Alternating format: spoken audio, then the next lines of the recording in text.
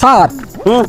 তিরানো লোক মানসিকে না দিয়ে স্যার আমিও তো গরিব মানুষ স্যার আমাকে দিলে কিরকম হয় আমি তো গরিব মানুষ স্যার মানে এই তিরান তুমি চাচ্ছ স্যার আমি তো বলছিলাম স্যার এই তিরানটা মানসি না দিয়ে আমাদের তুই আমার পিএস না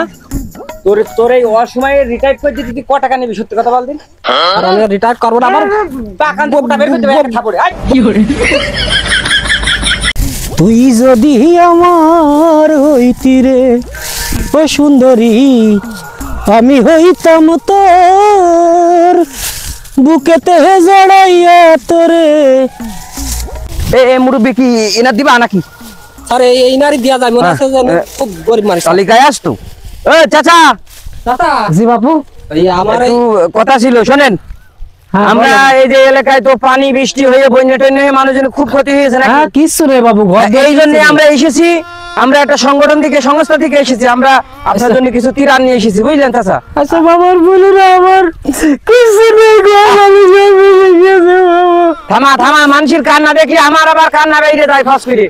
চাচা কেন্দ্র না থামো মনি ওটা দে বের কর দে চাচা এই যে এখানে 2 কেজি চাল আছে 2 কেজি ডাল আছে আর তেল আছে চাচা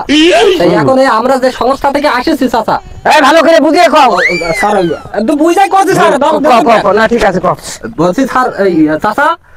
ওই এখন আমরা আসছি ওই যে আমাদের কোম্পানি থেকে আমাদের কোম্পানির নাম আছে হিউম্যান রিসোর্স রিঅ্যাক্টিভ বাংলাদেশ এই সম্পর্কে আপনি একটু কিছু যদি মানুষকে একটু বলেন একটু ধন্যবাদ সম্পর্কে বলতে চাচা শোনো আমি তোমার বুঝিয়ে দিই তুমি বলবা যে আমরা খুব ভালো মানুষের দিই থুই এই সবগুলো তো বলো এই চাচা এই ক্যামেরার দিকে চাই থাকে হুমায়ুন বাড়ি এসে বাবা আরে বার আমি তো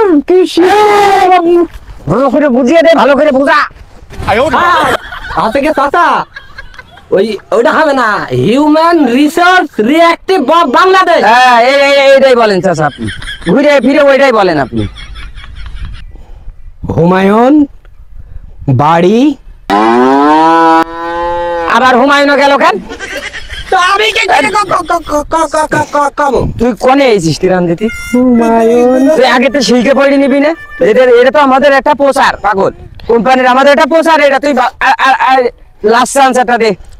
চাচা বলেন human reactive resource of Bangladesh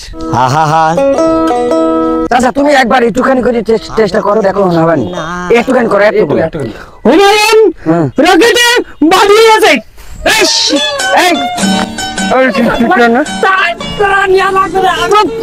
ডুবে মাত্রা একদম পিছিয়ে ফেলবো যাত্রা